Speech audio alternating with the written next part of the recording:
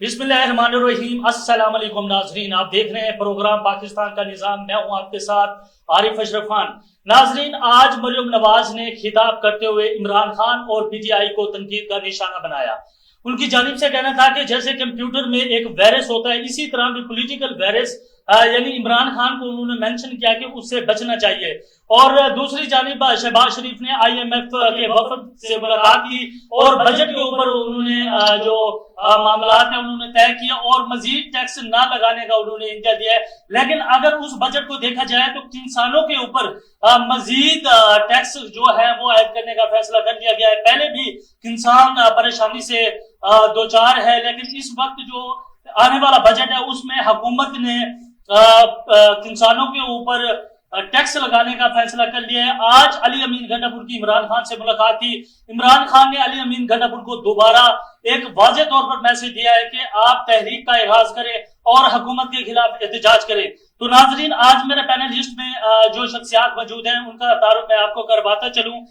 मलिक मुजफ्फर साहब x MPa PTI से, इनको मैं वेलकम करूंगा। और दूसरे रऊफ फखर राजपूत हैं, आजाद उम्मीदवार हैं, एमपीए के कैंडिडेट हैं जहानिया से। इन दोनों पैनलिस्ट का मैं शुक्रिया अदा करूंगा कि इन्होंने हमें ज्वाइन किया। सबसे पहले मैं मलिक मुजफ्फर साहब की जानिब जाऊंगा, इनसे पूछूंगा जनाब ये बताइएगा कि मरियम नवाज की जानिब से आज फिर इमरान खान और पीटीआई को तनकीद का निशाना बनाया है।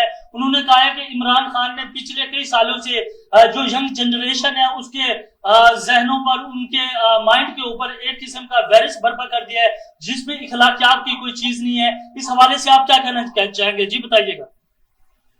बिस्मिल्लाहिर्रहमानिर्रहीम। जी, बात यह है कि इनकी तो अजीब ही मंतक है। इनकी मंतक ये है कि अगर इनको लोग सपोर्ट करें तो लोग बहुत अच्छे हैं, अगर लोग इनको सपोर्ट ना करें तो लोग की सोच गलत है और लोग बदतमीज हो जाते हैं। इनको तो इनकी असल में इनका कसूर नहीं है, ये पब्लिक में तो आई नहीं है। ये तो विरासती सियासत लेके आए हैं और विरासती सियासत के बना के इन्होंने ये इलेक्शन लड़े और सियासत में आए हैं। ये पब्लिक में जाए, पब्लिक का सेंटिमेंट देखे। और ऊपर से जिस तरह का इलेक्शन हुआ था फॉर्म 47 वाला, जो जिस तरह का इलेक्शन किया है वो भी आप पूरी पब्लिक के सामने है। और अगर इनको इस चीजों का डर नहीं है तो पब्लिक में जाए।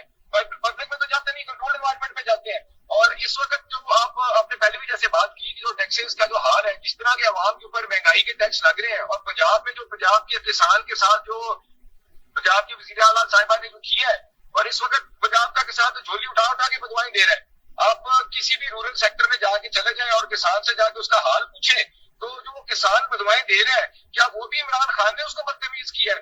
क्या वो भी पीटीआई ने उसको बदतमीज किया है? फिर आप किसी को सहूलत नहीं देंगे और अगली की रोजी दबाएंगे, वो रोजी खत्म करेंगे। जो पहले ही बड़ी मुश्किल से अपना गुजर बसर कर रहा हो तो वो आपको दुआएं तो नहीं देगा, वो आपको अच्छा तो नहीं कहेगा। तो मसला इनका ये है कि इनको चाहिए कि हम अच्छा करें या बुरा करें। तो ये हाकिम बनना चाहते हैं, ये डेमोक्रेटिक गवर्नमेंट नहीं बनना चाहते। जमहूरी हुकूमत में तो तनकीद भी होती है, जमहूरी हुकूमत में तो तनकीद सुननी पड़ती है और उसके ऊपर अमल भी करना पड़ता है और अपनी उसे हरकतें बेहतर भी करनी पड़ती है। लेकिन ये तो चाहते हैं कि हम बादशाहों की तरह काम करें और कोई हमें सवाल ना करे और हमें पूछे ना।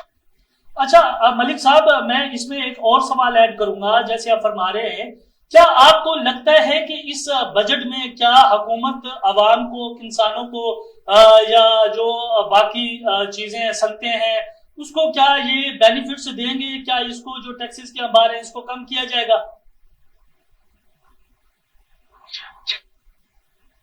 जो बजट आ रहा है इसमें ये खाद पे और ये स्प्रे और पेस्टिसाइड पे ज्यादा टैक्स लगाने लगे हैं, जो ऑलरेडी जमींदार अफोर्ड नहीं कर सकता। और अपनी फसल के जो इन्होंने जिस तरह गंदम के अंदर किसान का हाल हुआ है, वो उसके बाद मुझे बताएं कि ये खाद और स्प्रे और महंगी हो जाए तो जिम्मेदार और खुशहाल होगा कि जिम्मेदार फिर इनको बुरा भला ही कहेगा? फिर ये कहेंगे कि जी ये बदतमीजी करते हैं या ये आगे से तनकीद करते हैं। तो उसमें आपको जो अभी तक जो मैंने सुना है, मैंने आज भी बल्कि पढ़ा था कि उसमें यही है कि आईएमएफ ने जो शराइत रखी है उसमें उन्होंने कहा है कि इस पे आप सब्सिडी वगैरह कोई भी ना दे, खत्म करें और उस पर टैक्सेस हो, अपना खाद पे स्प्रे पे टैक्सेस हो। उसके अलावा आईएमएफ कोशिश कर रहा है कि ज़राई टैक्स लगाया जाए, आबियाना बढ़ाया जाए। ये सारे टैक्सेस का बोझ जब उसमें बढ़ेगा, जिसकी आमदन पहले ही कोई नहीं है, तो आपका 70% इस वक्त किसान है, आपकी जीडीपी को 70% जो है वो आपको किसान उठा रहा है। और फिर जब किसान का ये हाल होगा तो आप खुद सोच लें कि आवाम का क्या हाल होगा। अच्छा मलिक साहब, अगर हुकूमत जो बजट है वो पेश कर देती है, जो कि इंसानों के ऊपर जो टैक्स है, जो टैक्सेस के बाल लगाए गए हैं वो लगा देते हैं, तो पीटीआई का क्या मौकिफ होगा किसानों के साथ? पीटीआई तो असेंबली में भी इस चीज का प्रोटेस्ट कर रही है और बार बार कर रही है। जो 3 साल इमरान खान के जो गुजरे हैं वो अपना किसान के सुनहरे 3 साल गिने जाते हैं। अब हम रूरल एरियाज में रहते हैं, वहां इलेक्शन लड़ते हैं, किसान से जाके पूछे किसान क्यों इमरान खान को याद करता है। ये तो खुद उसको जो जो लोग नहीं भी थे, आप यकीन माने हम भी हल्के में पॉलिटिक्स करते हैं, जो किसान ऐसे थे या जो पीटीआई के साथ नहीं भी थे या जिनकी रिलेशन नून लीग के साथ भी थी, जो ये साल के अंदर पॉलिसीज आई हैं, जो नून लीग ने जो पंजाब में किसान के लिए पॉलिसीज दी है, उसके बाद वो भी कानूनों को हाथ लगाते हैं। वो कहते हैं कि हमसे गलती हुआ तो गलती मानते हैं कि हमसे गलती होगी कि हमने नून लीग को सपोर्ट कर दिया। लेकिन आप बिल्कुल बजा कह रहे हैं, लेकिन वो लगा भी देती है तो किसान कहाँ जाएंगे, इस हवाले से बताएं। देखिए जी, किसान अभी ये इन्होंने हुकूमत ने सिस्टम ऐसे बना दिया है कि हर जगह दुनिया में हर जगह एहतजाज करना, हर जगह अपनी आवाज उठाना, ये हर तबके का हक होता है और एक जमहूरी हुकूमत में ये हक होता है। यहाँ डॉक्टर्स आवाज उठाएं तो ये उनको लाठियों से मारते हैं, किसान आवाज उठाएं तो ये उनको लाठियों से मारते हैं। इन्होंने तो एक बना लिया है कि जी हमारे खिलाफ जो आवाज उठाएगा हम उसको यही एक बात लगा के कि जी ये तो इमरान खान ने इनको बदतमीज कर दिया है, इमरान खान ने सिखा दिया तो इनको लाठियां मारो। तो ये किस किस मौजूद माशरे में होता है? तो यहाँ तो आप मुझे बताएं, जब किसान प्रोटेस्ट करता है या जो भी प्रोटेस्ट करता है, या डॉक्टर्स ने कंपाउंडर्स ने प्रोटेस्ट किया, पंजाब असेंबली के बाहर बैठे रहे, आखिर उनको भी लाठियां मार के वहां से उठाया गया। तो ये मुझे बताएं किस मौजूद माशरे में होता है? प्रोटेस्ट करना हर जगह, अमेरिका में भी व्हाइट हाउस के सामने प्रोटेस्ट होता है, वहां तो कोई लाठी चार्ज नहीं होता। लेकिन ये इन्होंने अपना जो इनको तो आदत ही नहीं है इनके ऊपर कोई तनकीद की जाए। लेकिन तो ये है ना मलिक साहब, ये बताइएगा कि आप बिल्कुल ठीक कह रहे हैं कि प्रोटेस्ट आईनी हक है, वो करना चाहिए, लेकिन ये है कि ये रवायत डाली किसने है? जो भी प्रोटेस्ट करने के लिए बाहर निकलते हैं या तो उसको पकड़ लेते हैं या उसके ऊपर तशद्दुद करते हैं। ये रवायत, ये ट्रेडिशन किसने डाली है? आप किसको मोर्चे निजाम कराएंगे, ये बताइए। बिल्कुल ऐसी कोई बात नहीं है। हमारी दफा में जब पीटीआई की गवर्नमेंट थी, प्रोटेस्ट होते थे, यंग डॉक्टर्स के प्रोटेस्ट होते रहे, लॉयर्स के प्रोटेस्ट होते रहे, कभी कुछ ऐसा नहीं हुआ। उनके साथ बात की गई है, उनके साथ निगोशिएट किया गया है, कमेटियां बनती थी, उनसे निगोशिएट करके मामला तय करते थे, ऐसा कभी भी नहीं हुआ। आप इस दौर में कोई हो रहा है, इस तरह कभी बर्बरियत या इस तरह कभी जुल्म या इस तरह कभी लोगों के घरों में घुस के इस तरह छापे मारे जा रहे हैं। तो जो वर्कर अगर कोई प्रोटेस्ट करना भी चाह रहे हो तो घरों में से उसको रात को उठा लो, ऐसा मुझे पता है कौन से दौर में हुआ है? अब कौन सी जमहूरी दौर में ऐसा हुआ है? आप मुझे बता दीजिए, इसका क्या कंपैरिजन है कि पीटीआई के दौर से या किसी भी और दौर से? इवन इनके अपने दौर में कभी ऐसे नहीं हुआ जो इस दौर में। अच्छा, मैं रऊफ फखर साहब की जानिब जाऊंगा। रऊफ फखर साहब, मैं भी आपसे यही सवाल पूछूंगा बजट के हवाले से कि हुकूमत ने आईएमएफ के साथ जो मुज़ाकरात हैं उनके वो शुरू हो चुके हैं, मुज़ाकरात का दौर जो है वो शुरू हो चुका है और इंसानों के ऊपर जो टैक्सेस के अंबार हैं वो लगा दिए गए हैं। क्या आप समझते हैं कि क्या ये जो टैक्सेस लगाए जा रहे हैं, क्या ये अवाम दोस्त बजट हो सकता है? इस हवाले से आप क्या कहना चाहेंगे?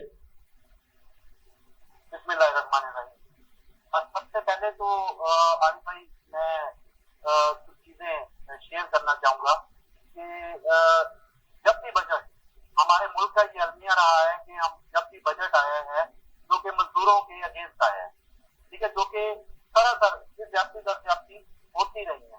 और जहां तक किसान की बात है, किसान वाकई एक अरसे से पिछता चला आ रहा है, तो मगर इसके साथ मैं एडिशनली ऐड करता चलूंगा, अलमिया हमारे मुल्क में जो सबसे बड़ा अलमिया है वो ये अकाउंटेबिलिटी है। मतलब कि हमारे मुल्क में किसी किस्म का कोई क्रॉस चेक नहीं है, कि चेक एंड बैलेंस हमारे मुल्क में नहीं है। अब लोन आया है, अप्रूव हो गया है, वो कहाँ यूज हुआ है, अच्छा उसका यानी कि उसकी पूरी एक रिपोर्ट तैयार हुई, जो किसी किस्म का कोई ऐसा सिस्टम नहीं है। अच्छा, अब होता क्या है कि सबसे पहले मैं अपना छोटा सा एक तारुफ कराता चलूं कि मैं एक मतबद गिराने से गिरफ्तार हो गई। आज से 15 साल पहले मैं एक जॉब करता था और जो एचओडी थे इदारे की टेक्सटाइल में, तो वो जब इंक्रीमेंट का टाइम आता था तो अब क्या होता था, जितने भी एचओडी थे वो अपनी सैलरी इंक्रीज करने की और अपनी जरूरियात जिंदगी के हवाले से वो आगे शेयर करते थे कि हमारी सैलरी इंक्रीज करते हैं और हमारी ये रिक्वायरमेंट है। अरे बिल्कुल सेम ऐसे थे, क्योंकि मैंने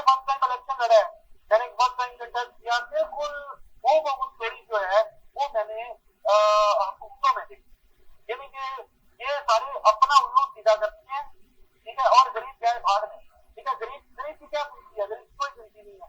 सैलरी अब पिछले बजट में 37,000 सैलरी जो है वो एक मजदूर के लिए मुक्त की गई।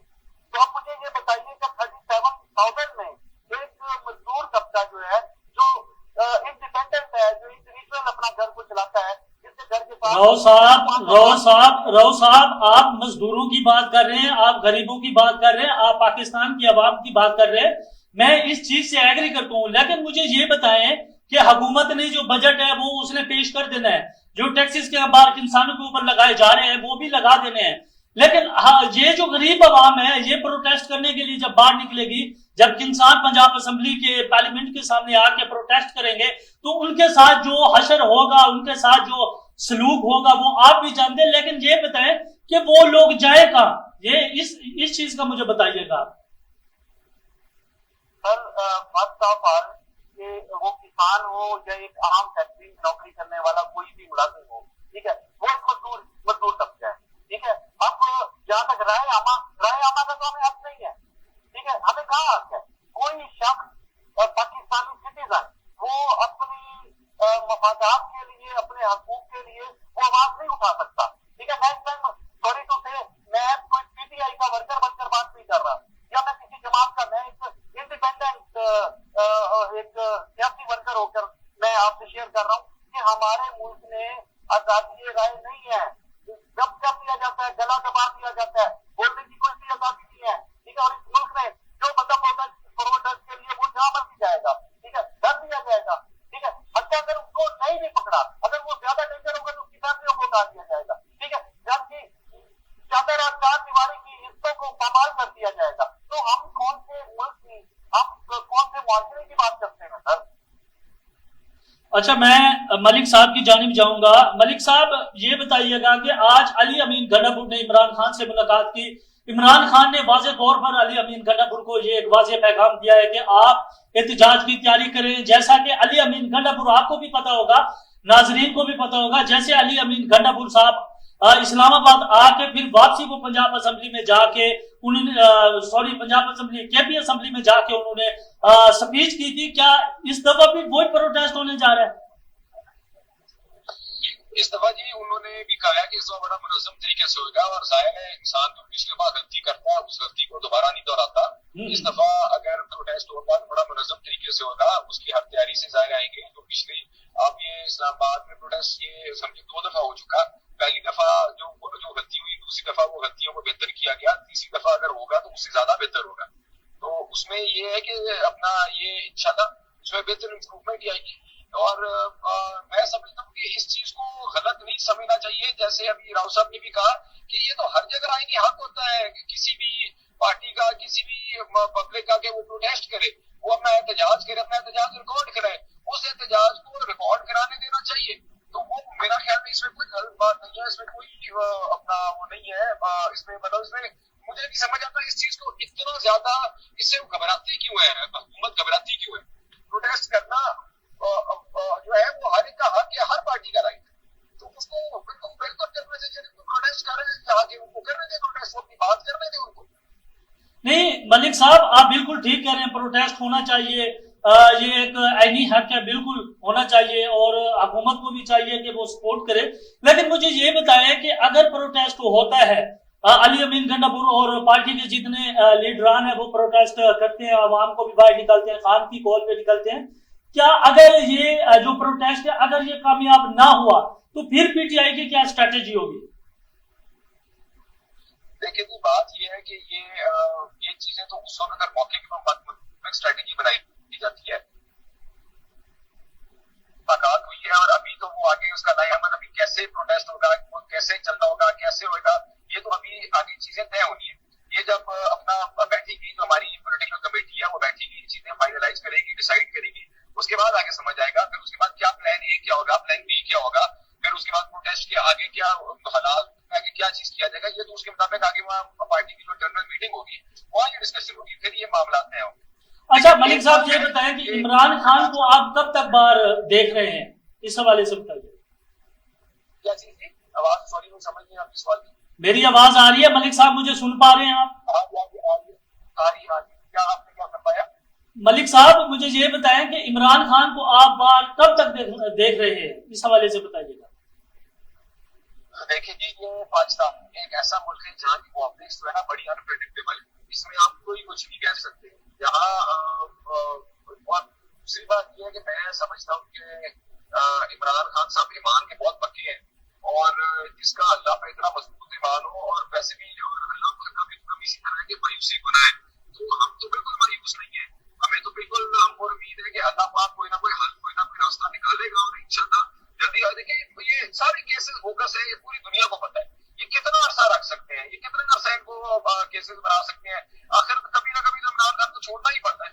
तो उसमें जितना अरसा रख रहे हैं अपनी इमरान खान की पॉपुलैरिटी में खुद इजाफा कर रहे हैं। तो वो इनको तो चाहिए था कि अगर दिल में कोई डर नहीं है तो ये तो आए कहना चाहिए था कि इमरान खान अपने केसेस फेस करें और आए मैदान में इलेक्शन में। तो अगर इतना ही पब्लिक इतना अच्छा परफॉर्म कर रहे हैं, इनको अब मिला है पंजाब में अपना सीएम साहिबा कहती है कि हमने बड़ा अच्छा परफॉर्म किया है, तो आए पंजाब में इलेक्शन कराए, पता लग जाएगा कितना अच्छा परफॉर्म किया है, लोग अवाम क्या करते हैं। अच्छा, मैं राव साहब की जानिब जाऊंगा। राव साहब ये बताइएगा कि army chief general Asim Munir को फील्ड मार्शल का जो एजाज है उससे नवाज दिया गया है। वो दूसरे फील्ड मार्शल का एजाज लेने वाले सिपहसालार बने। पहले अयूब खान ने इसको लिया था। क्या आप समझते हैं कि पाक फौज की जो उन्होंने जवाब दिया इंडिया को, क्या इस कामयाबी पर आप क्या कहना चाहेंगे? देखिए जी, अगर ये जो स्टेप लिया है मार्शल का, तो मैं इस पर यही कहूंगा कि ये बहुत अच्छा स्टेप है। उसका कि जैसे भारत कंटिन्यूअसली मुसलसल वो झूठे प्रोपेगेंडे बना रहा था, झूठ पे झूठ बोले जा रहा था कि मैं जो हूँ कि भारत ने पाकिस्तान में घुस कर अटैक किया और दीगर मामला।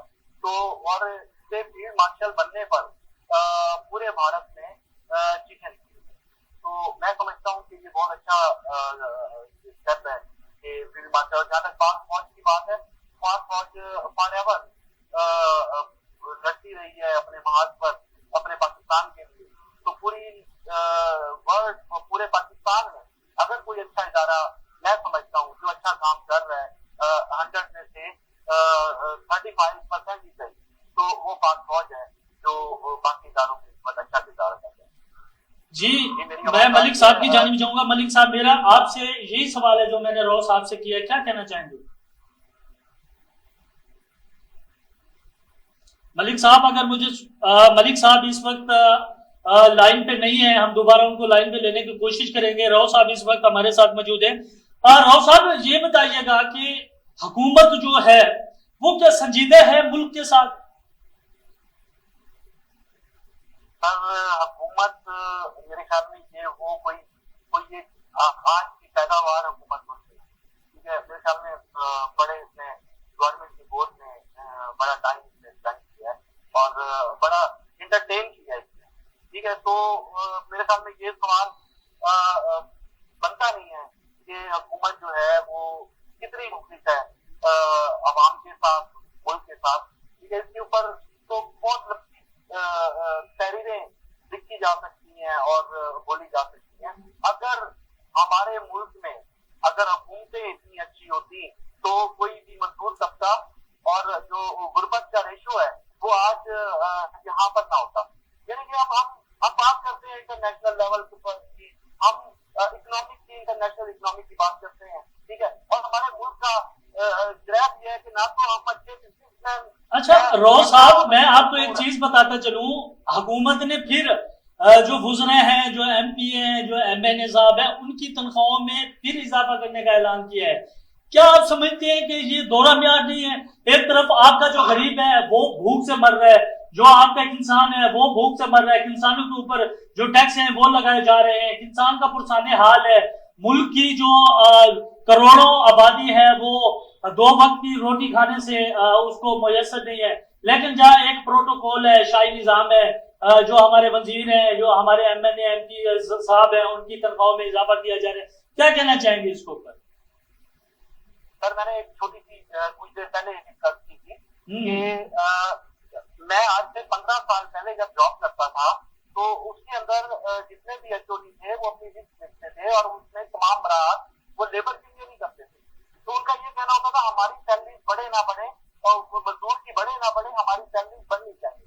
ठीक है, वो अपना पूरा घर का बजट वो आगे दे देते। उसी तरह सेम गवर्नमेंट है, ठीक है, जो अपनी मराहत और जो रिलेटेड, जो अपने से रिलेटेड जितने भी मफाद पर 16 जिनसे इनको फायदा पहुंचता है, तो उनकी मराहत के लिए ये ऑटोमेटिकली ये आवाज भी उठाते हैं और उनको फुल फैसिलिटेट करते हैं। ठीक है, हमारे गरीब तो क्या, गरीब की क्या जिंदगी है, गरीब की तो कोई जिंदगी नहीं है, जिलेगा भी अपनी गरीब को। गरीब तो तीसरा था, तीसरा है और तीसरा रहेगा। हाँ, अगर हमारे मुल्क में अगर अकाउंटेबिलिटी आ जाती है प्रॉपर तरीके से, तो मैं नहीं समझता कि कोई बंदा गरीब होगा, मगर वो लाएगा कौन?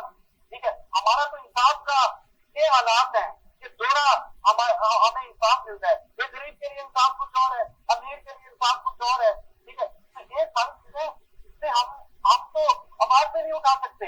हमारा गला दबाया जा चुका है, हमारा गला दब चुका है।